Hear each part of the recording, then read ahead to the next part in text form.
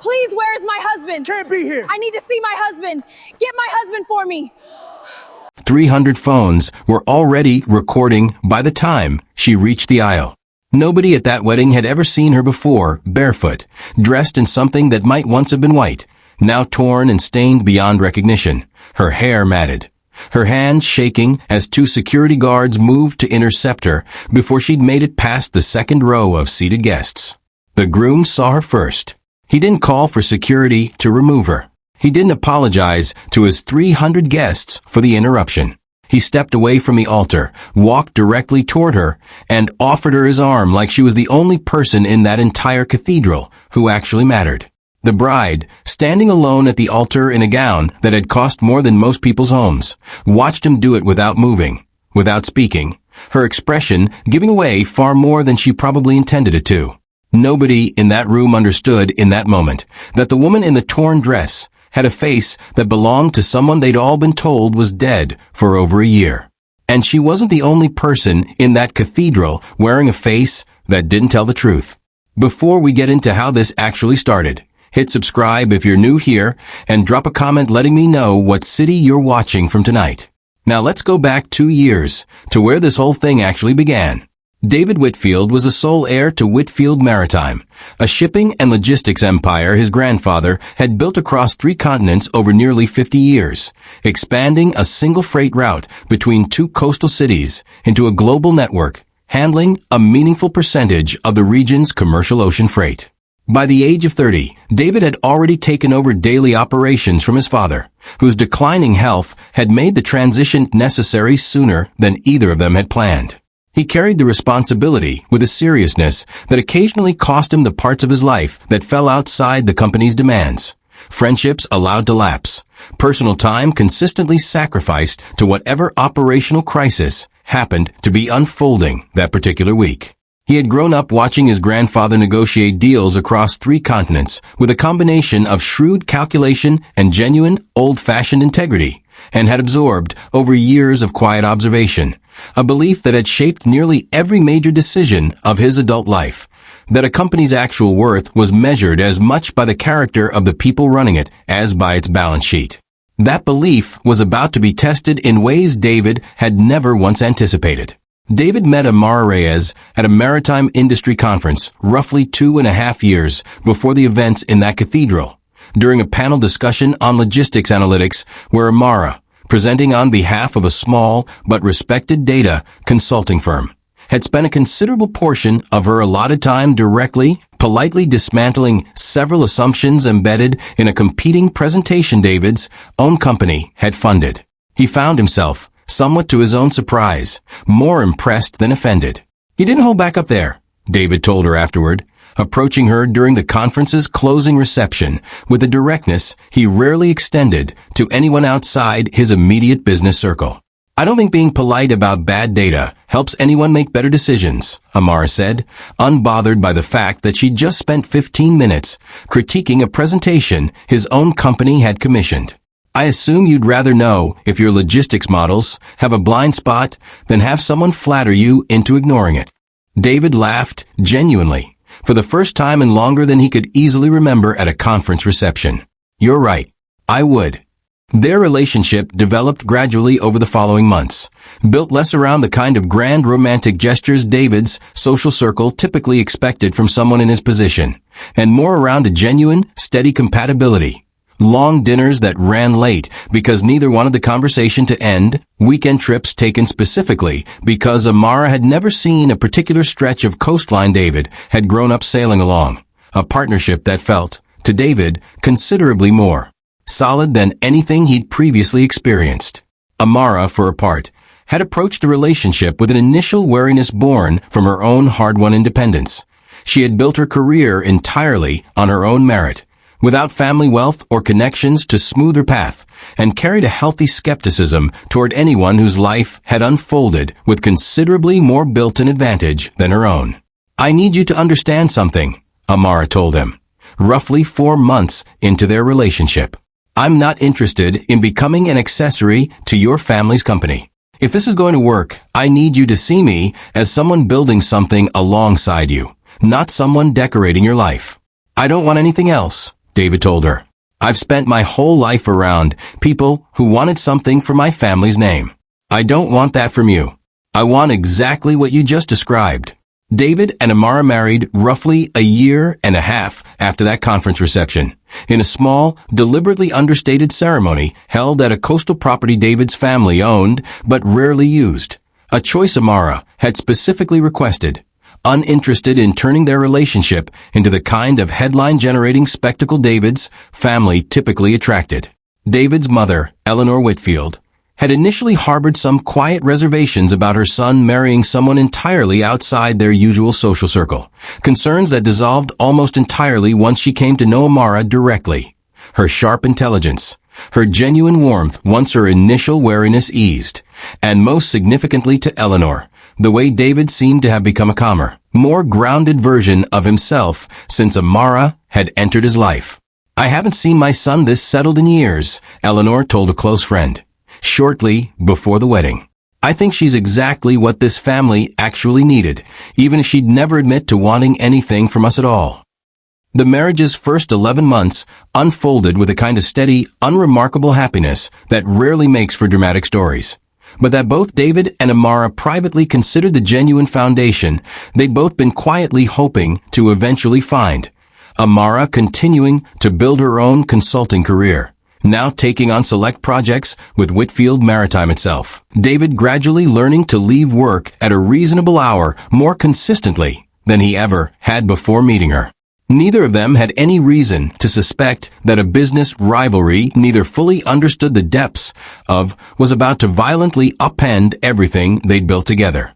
Cho Pacific Holdings, a competing shipping and logistics conglomerate founded by Richard Cho roughly 2 decades earlier, had spent much of the preceding several years locked in an increasingly desperate financial position that remained, by careful design, almost entirely invisible to outside observers and industry press. An over-leveraged expansion into container shipping routes that failed to materialize the projected demand, combined with a series of increasingly costly legal disputes over contested freight contracts, had left Cho Pacific carrying debt considerably beyond what its actual revenue could comfortably service. A precarious position Richard Cho had spent enormous effort concealing from investors, business partners, and, most critically, from any potential merger or acquisition target who might otherwise recognize the company's true financial vulnerability. A merger with Whitfield Maritime represented, for Richard Cho, close to the only viable path toward stabilizing his company's position without triggering the kind of public financial scrutiny that would collapse Cho Pacific's remaining credibility entirely. He had approached David's father with merger terms roughly 2 years before the wedding. Terms David's father, still reviewing the underlying numbers with a level of scrutiny Richard Cho had specifically hoped to avoid, had ultimately declined, unconvinced the deal genuinely benefited Whitfield Maritime's long-term position. That rejection had not ended Richard Cho's pursuit of the merger. It had simply forced him to consider a considerably more calculated and considerably more dangerous alternative path toward the same outcome. Vanessa Cho, Richard's only daughter and the presumptive future leader of Cho Pacific Holdings, had grown up fully immersed in the company's culture and its increasingly desperate financial reality, aware, from a considerably younger age than her father likely intended, exactly how precarious their position had become. She was not, by any accurate account, entirely innocent of what followed. Richard Cho's plan, developed over months of careful consideration following his failed initial merger attempt, required Vanessa's active, willing participation from its earliest stages. Participation she provided, according to what investigators would later determine, out of a combination of genuine loyalty to her father's company and her own considerable ambition to eventually lead a version of Cho Pacific that wasn't perpetually one bad quarter away from collapse. The plan itself was calculated with a coldness that would later strike investigators as genuinely remarkable in its patience. Rather than pursuing another direct merger proposal likely to face the same scrutiny that had doomed the first attempt, Richard Cho identified a considerably more effective vulnerability: David Whitfield's marriage itself. A widowed, grieving David Whitfield, David's father's health rapidly declining and unlikely to survive long enough to block a second merger attempt, represented an entirely different negotiating position than the one that had rejected Cho Pacific's initial proposal. And Vanessa, positioned carefully into David's orbit at exactly the right moment, represented the mechanism through which that negotiating position could be permanently secured. "I need you to understand this needs to look completely natural," Richard told Vanessa, according to later testimony, during the plan's earliest planning stages.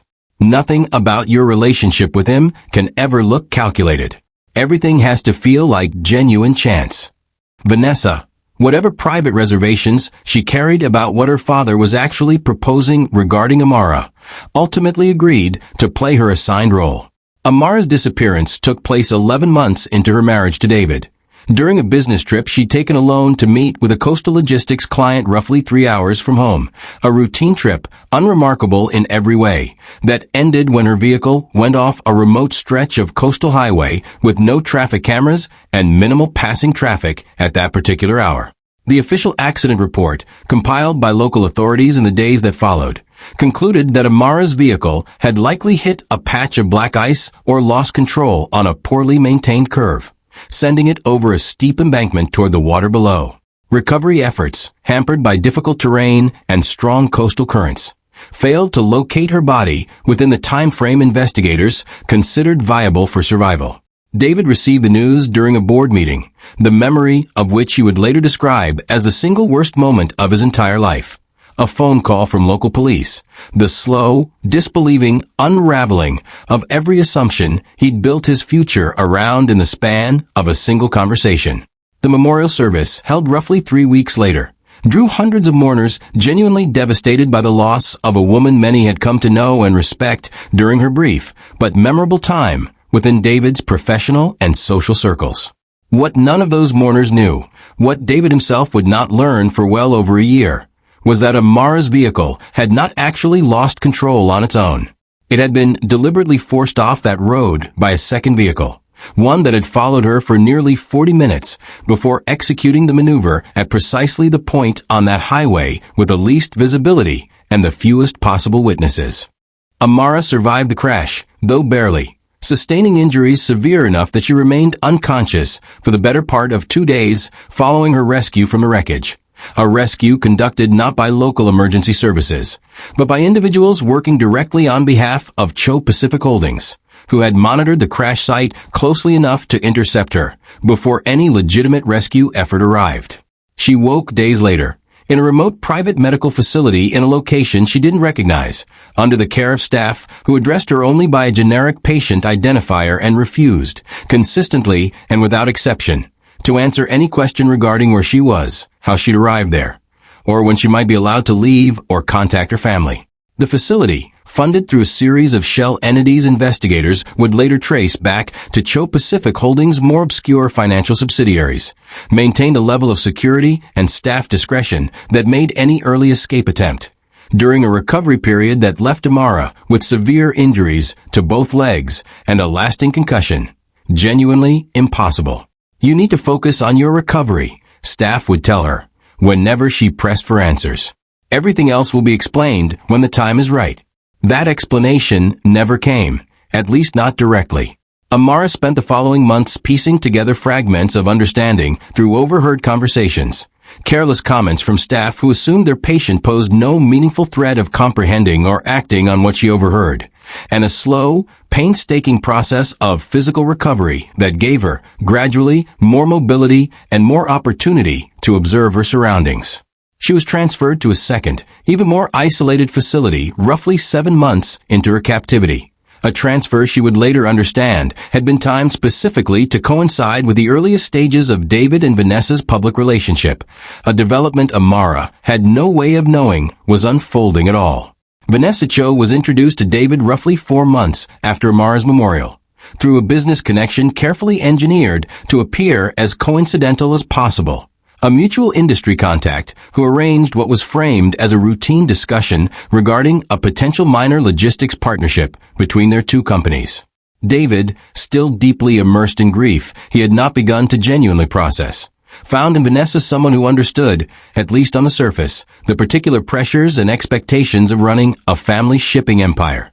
A familiarity that felt, in his exhausted, grieving state, considerably easier to lean into than building an entirely new connection from scratch.